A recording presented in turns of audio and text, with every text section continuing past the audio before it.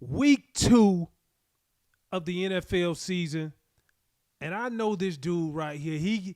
Bro, there you go again, bro. Chill, bro. Let me get through this. Can I? Week 2 of the NFL season, man. I had some bad picks last week, but we are going to pick the Big 5. So make sure you stay tuned. We got the 49ers, Eagles, Raiders, Steelers, Titans, Seahawks, Chiefs, and Ravens. Last but not least, my Buffalo Bills. They are going to Miami to go get a dub.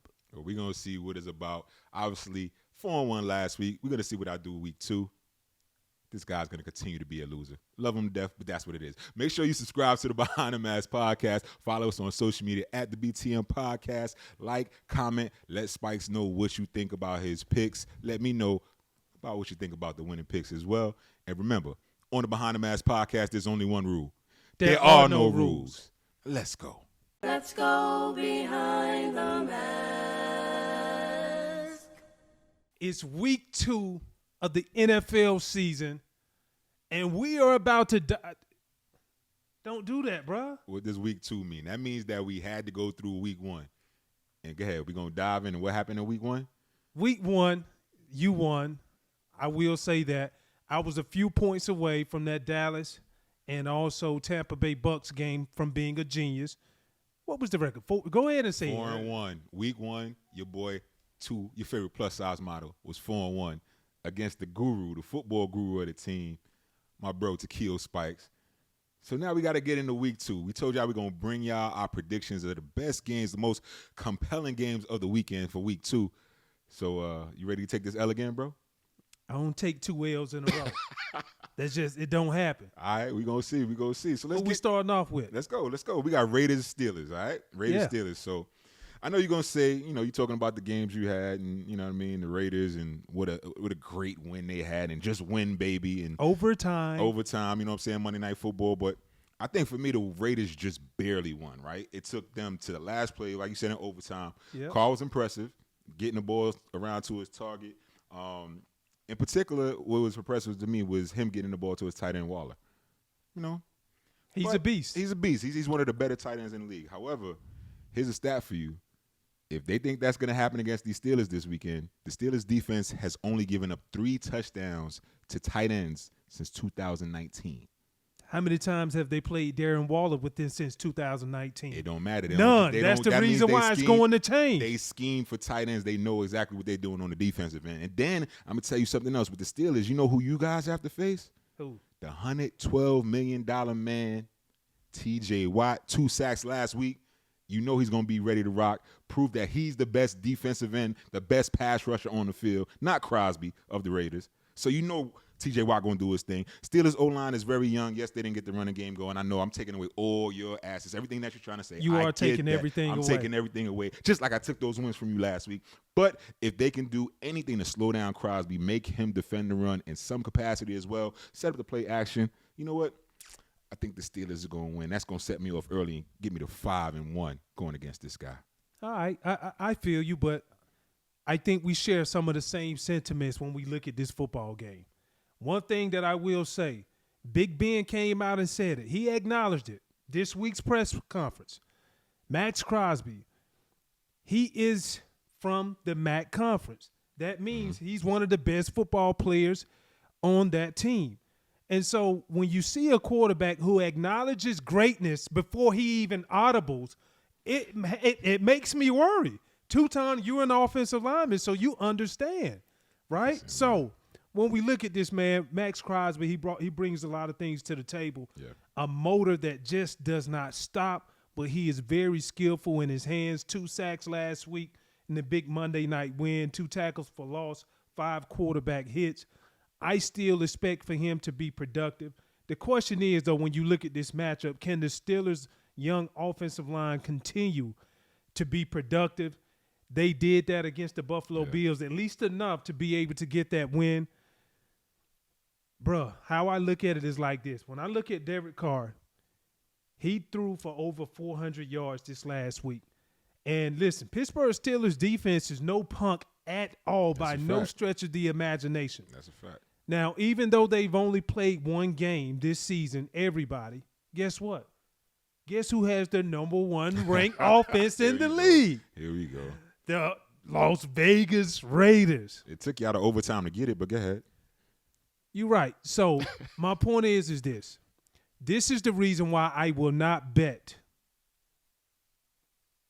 The reason why I won't bet against the Steelers at home. Melvin Ingram. Guys, listen to me. I'm telling you right now, he did not show up on the stat sheet last week. I know TJ Watt showed up with 2 sacks, but I literally saw Melvin Ingram go down the offensive line and whip everybody. Mm-hmm. That's the reason why the Buffalo Bills couldn't win that football game, and you talk about that block punt. So when I look at this teamed along with him and TJ Watt, bruh, they're unblockable. Yeah. And so as much as I would love to disagree just to disagree, I can't do that. I'm going with the Pittsburgh Steelers. Here we go. All right, so we both taking the Steelers. We both taking the Steelers. Right, I see what you're If doing. I take an L, you taking an L. I see what you're doing this week. All right, I see where you're going. Who you with like this. next? All right. Well, we're going to go with your 49ers. 49ers versus the Eagles. Yep. And it's going to pain me to say this, people, but your Niners, they're going across the country, going on the road again to face the Eagles, right? Yep. Injuries to 2 key players. Raheem Mostert, leading running back. Jason Verrett, defensive back. Both out for the year. So who's going to fill in? Is it going to be the young homie Trey Sermon that I hope will get on the field after being inactive for week 1? Dre Kirkpatrick just was signed as a DB. Yep. Can he adjust to the defensive schemes coming off the street? For me, and again, it's going to pain me to say this, I like the Eagles. Can't believe I'm saying that. But they have a lot of young talent at home, man, being a Giant fan and being a former Giant. But they have a lot of young talent, and they're playing at home. Jalen Hurts, his first start this year, 27-35, 3 TDs, another 62 yards on the ground last week. You know what that tells me, Spikes? That tells me he wasn't scrambling because he didn't go through his progressions. He was efficient, right? Very true. Very efficient, 27-35. He was efficient and took what the defense gave him, made him pay. Showed him what he could do as a young quarterback, and he's going to be at home. Then you got Devontae Smith, who scored a touchdown on his first career reception. Running game looked solid, 173 yards on the ground. And damn, that Eagles defense looked good, man. All right, let me ask you this. Jalen, what was his stats? 27-35, 3 touchdowns. Who did they play against? Yards. Man, why you bringing up old stuff? Atlanta Falcons, Why you bro. bring up old stuff, Like, for man? real. Like, I'm a homer. I love the Falcons. But they are the Falcons, and they are not a good football team right now. When I look at this matchup, yeah, you can say the 49ers, they are on the road again, which they are. But if you look at the last 3 years, they are a top 3 team when it comes to going on the road and winning football games. Fact. They also signed Kerryon Johnson, running back who used to be with the Eagles. Yeah. Now, I don't know if they really want to have him. Like you said, they lost Mostert. Yeah. Like, are they really going to sign him to play?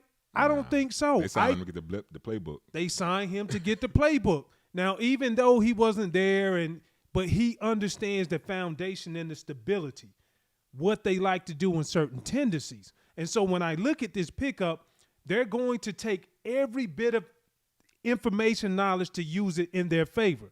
Now, the 49ers are favored 3.5 on this game, right? Who is going to replace Mostert? Well, you got Elijah Mitchell. Last week he had rookie, 6th-round draft pick, 19 carries for 104 yards. Trey Sermon from Ohio State. He will be in the rotation. So as much as I hate to see Raheem out, I do think they can have some guys who can pick up the slack. Jimmy G played a hell of a game last week.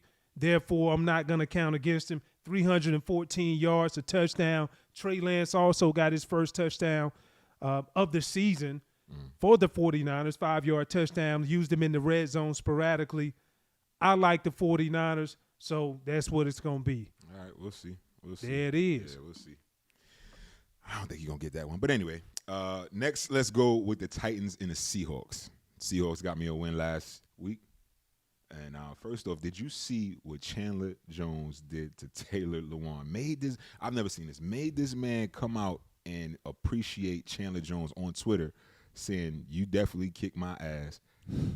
I just got to get better. I've never seen anybody give it up to somebody after a game like that. That's unheard of. But he got beat. Walking around here acting tough. Got beat for 5 sacks. He got beat for a 5-piece. No biscuit either. No biscuit. Dry. No juice. No hot sauce. Well, Chandler Jones had all the hot sauce. Yeah, man. And you better believe, I think the Seahawks defense, they're game planning against Taylor Lewan, right? And even if the Titans decide to slide some help to Taylor Lewan, because he is coming back from that ACL injury, if they try to slide the offensive protection to him to give him a little bit of help or chip off his outside shoulder, guess who you have one-on-one on the other side? Our buddy, Carlos Dunlap. And you know he can rush the passer with the best of them. He's a little bit older, but he can still get after the passer. What I think, though, I think the Titans, they showed difficulty slowing down Kyler Murray on defense, a dual-threat quarterback, right? Oh, he was a problem. Oh, man, he did his thing. And who they face but the veteran dual-threat QB, Russell Wilson. 4 TDs last week. You know he scrambles when he needs to, uses his legs. And they playing him at home. Now, you got A.J. Brown, Julio Jones, Derrick Henry, three players on the Titans offense. All of them had subpar games the first week. Yep. You know what I mean? All of them held under 100 yards, so you know they're going to get into the game plan this week.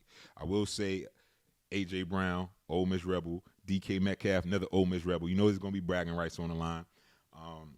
I just think the writings, this has the writings to be a good one on paper. However, I do believe the Seahawks will win, and the Titans are going to go down again. I agree with you. As much as I want to say the Tennessee Titans are going to come in there and they're going to put a lot of focus and emphasis on making sure they control the clock. How do you do that?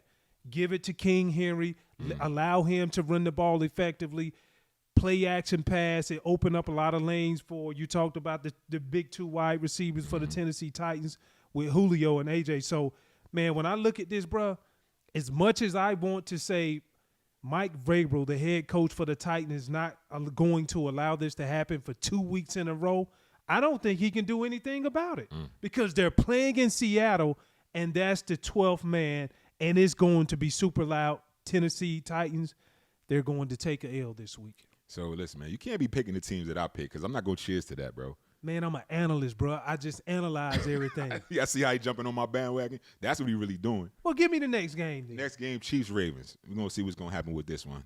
Chiefs-Ravens. Let me start this off, bro. Go ahead. Listen, man, what happened last week when you saw the Chiefs played the Browns, right? Baker Mayfield came out and said, you have to play together, good complementary football. And if you don't do that and there's still time on the clock, there's a chance that you will get beat just like us. Facts. Meaning referencing when you play the all-time great quarterback at such a young age, Patrick Mahomes. So, man, when you look at this, bro, like, I love Patrick Mahomes and I love what he is able to do, the belief he came into this season talking about, I want to do something that has never been done before. 17-0. You look at the Monday night game and you see the Ravens. Yeah, they did not win. They should have won that game. Lamar Jackson played an outstanding game. He did. And I love the fact that we got 2 of the brightest young stars in the National Football League facing off against each other. I will tell you this. Lamar knew he messed up in the previous game, that Monday night game. 2 fumbles by him.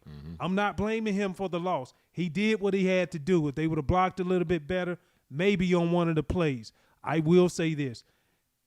The Chiefs are going to Baltimore. The Ravens will control the clock, control the ball. No turnovers by Lamar Jackson. That's the reason why the Baltimore Ravens will win this game. And I said it. I don't believe you saying that, and I don't believe you believe that, bro. But I think the Chiefs are ready. They got a victory under their belt. One thing you didn't mention, that Chiefs defense. We already know what the offense could do. The Chiefs defense, Chris Jones is licking his chops. That Chiefs defense. Chris Jones, he had a two-piece last week. He had a two-piece last week too. And he's licking his chops to get after Villanueva because Villanueva showed that he was a little bit suspect at that right tackle position. So you better believe the Chiefs defensive line is ready to rock. Mahomes, Tyreek Hill, Travis Kelce. I mean, if the Ravens couldn't stop Waller and the Raiders, and now you got Travis Kelce, the best tight end in football, what makes you think they're going to stop him? It's not going to happen. I'm going with the Chiefs. Bro, are you for real? 1,000% for real. Man, that's the Sunday night game, right? We watching it. What's up? What we doing? We watching it together, and I'm going to expose you on social media. Let's do go it. to the Buffalo Bills to the Miami Dolphins. Who you like?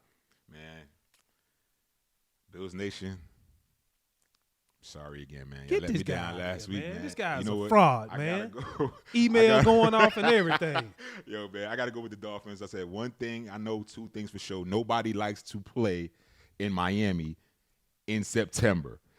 They You damn ain't sure never don't like to lied play. in They damn sure we didn't like to play down there. Going from Button, the Bills definitely don't. We didn't like going down there. And another gonna thing be I know, blowed. you're going to be so tired. Another thing I know, nobody likes to play the Bills in December, especially the Dolphins. But since it's September, I got to go with the Dolphins. They're getting wide receiver Will Fuller back, another offensive weapon. Dolphins cannot get into a shootout with the Bills. I will give you that. I know the Bills are going to be hungry, ready to get back to it. They can't They can't score enough points to keep up with them. I get that, but I just believe the Dolphins are ready to go 2-0. And if they can go 2-0 in the division, not only to start the season, but in the division, that's do you gonna know be how much tough. a head start? Beat New England last week. Beat New England, and now have an opportunity to beat the Bills? Be 2-0 in the AFC East. Yeah, I'm going with the Dolphins, bro. Nah, I respectfully disagree with you on that. The reason why is the same reason why they have the incentive to be 2-0 in the AFC East is the same reason the Buffalo Bills understand we can't be down 2 games in the AFC, period. Yeah. And so when I look at this, man, the Dolphins, bro, let's start with the Buffalo Bills. They had a 10-0 lead going into the second half. They didn't do anything to establish more of the running game. Brian Dable, the offensive coordinator, he said they're going to run it efficient. I sat here and I said they echoed the same sentiments. But the thing what really hurt them late in that game, they had a block kick. They really should have won that football game against the Pittsburgh Steelers. Nonetheless, they are what they are. They are here 0-1, facing an opportunity to be down 0-2 in Miami. Now, the thing that I appreciate about the Dolphins, they forced a late turnover against the Patriots. And that really helped them win that football game. Right. And they continued to play. This is a different Miami Dolphins football team when I look at these guys, and they believe. And so with that being said, I'm still not willing to pick the Miami Dolphins because they can't score on the same rate as the Buffalo Bills. I'm taking the Bills. Well, we're going to see. The best I can do this week is go 3-0-2 because this guy done picked 2 teams that I picked. I picked first, bro. Tutan. I picked first. Man, you see how he went with 2 of them, right? Anyway, we're going to see what's going to happen. Make sure you guys tune in. Subscribe to the Behind the Mask podcast. Let us know what you think in the comments because remember, he's 1-4. I'm 4-1 right now. We're going to see who really know what the heck they talk about. Stay tuned.